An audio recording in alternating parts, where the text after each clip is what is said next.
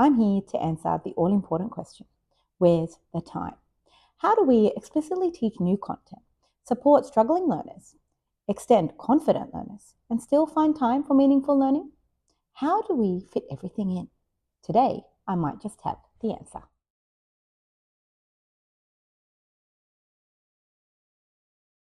Hello everyone, my name is Shabnam Baksh and I'm an Australian highly accomplished teacher based here in Sydney, New South Wales.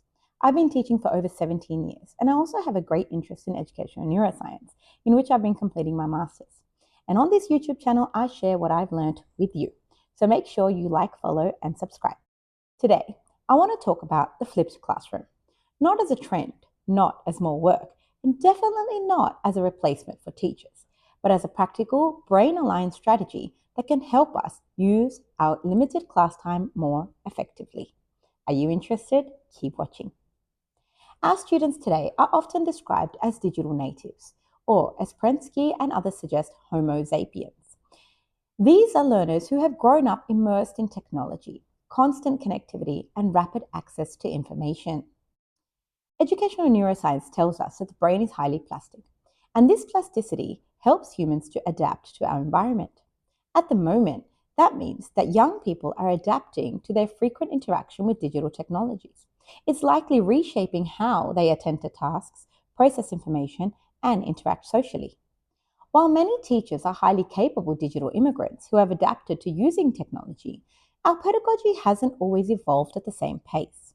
And this creates a mismatch between how our students' brains are developing and how learning is often structured in our classrooms, even today in 2026.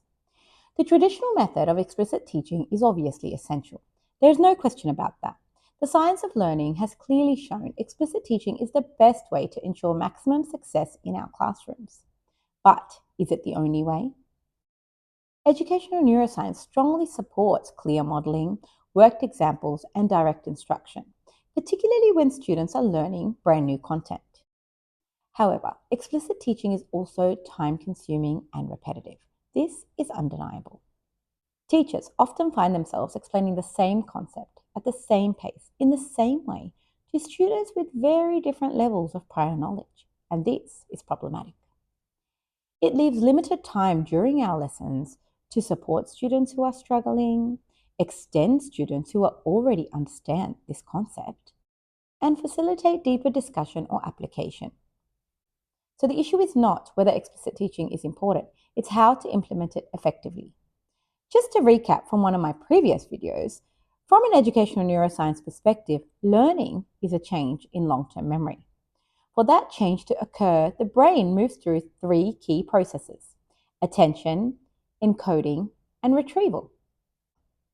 Working memory plays a crucial role here, and it is extremely limited. Most learners can only hold a small amount of new information at one time, and that capacity is easily disrupted by stress, fatigue, distractions, or cognitive overload. If we overload working memory during explicit teaching, learning simply doesn't stick, no matter how well we explain something. And this is where the idea of a flipped classroom becomes particularly powerful. A flipped classroom does not mean online learning replaces teachers. Instead, it intentionally separates knowledge acquisition from knowledge application. In a flipped model, students first engage with new content independently. Imagine a video with the explicit teaching part of the lesson, maybe even the worked examples that a student watches at home. Classroom time can then be used for clarification, discussion, feedback, differentiation, and application, all of this with the teacher present. This blend of asynchronous and synchronous learning allows students to control the pace of explicit instruction, while teachers reclaim class time for the work that matters the most. And how exciting is that?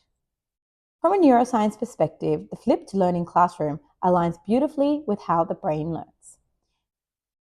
First, it reduces cognitive load.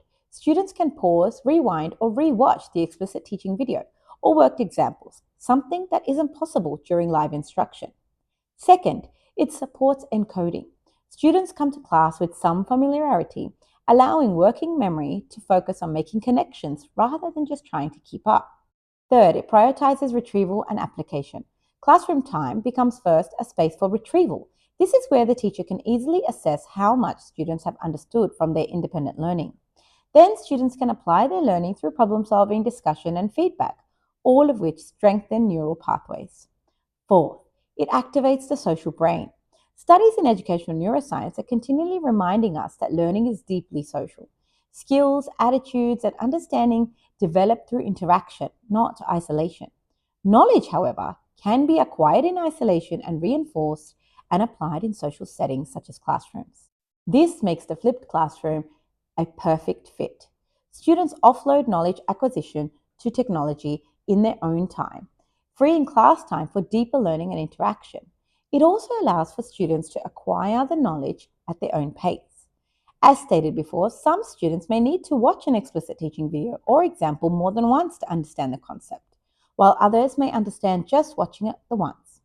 In the classroom, the teacher will have even more time to assist students who need extra help, while the students who have understood the concept are able to continue working through the tasks where they are applying their understanding. Students can also come to class with any prepared questions and engage in deeper understanding of topics through this model. But simply flipping the classroom isn't enough. For flipped learning to be truly effective, it needs to be designed intentionally. And this is where social and emotional learning informed framework becomes essential. A flipped classroom doesn't just change when learning happens, it changes how students experience learning. Traditionally, teachers delivered content in class and students were expected to apply it later at home.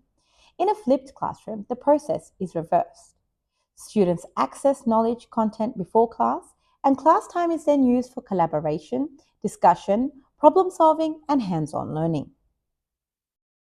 By considering the three key variables that influence motivation and effort, as discussed by McTighe and Willis, we can intentionally design a holistic flipped classroom experience.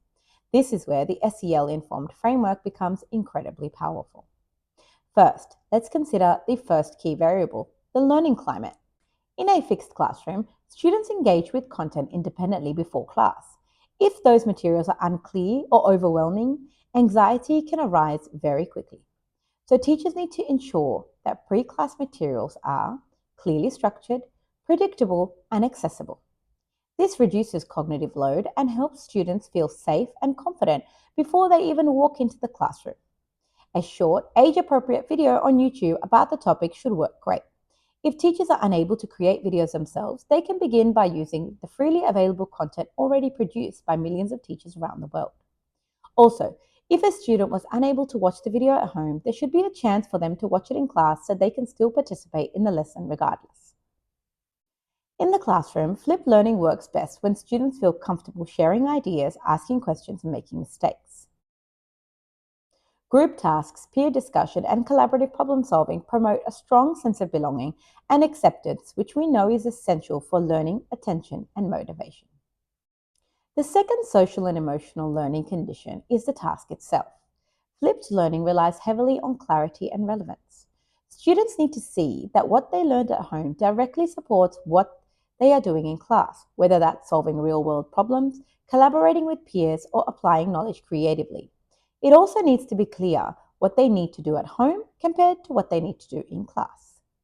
The final social and emotional learning condition is students' belief that they can succeed. In a flipped classroom, teachers can gather formative assessment before class using things like quizzes, discussion boards, or quick polls. This allows teachers to identify any misconceptions early and clear them up. During the class time, teachers can then provide targeted, personalized support, especially to any students who have struggled during the pre-learning stage. Just as importantly, progress should be recognized.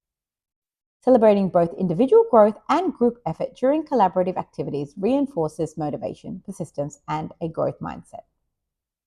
By integrating social and emotional learning into the flipped classroom, teachers don't just change instruction, they create learning environments where students are supported both cognitively and emotionally, maximizing the impact of both pre-class learning and in-class engagement. When flipped classrooms are designed with these social and emotional conditions in mind, the benefits extend far beyond engagement. They support motivation, attention, and persistence in learning. And the students aren't the only ones who will benefit from this suggested model. The teachers benefit too. For teachers, the flipped classroom can free up time for differentiation, allow for targeted support for any of those students who have needs, and also enable extentension for students who are ready. It can also reduce behavior issues linked to disengagement and improve the quality of student questions. Instead of spending most of the lesson talking, teachers spend more time teaching, observing, responding, and guiding learning in real time. Of course, no method is perfect, and there are valid concerns, like access to technology, accountability, and of course, the all-important one, time. Educational neuroscience always reminds us that pedagogy depends on conditions, and conditions can be met creatively.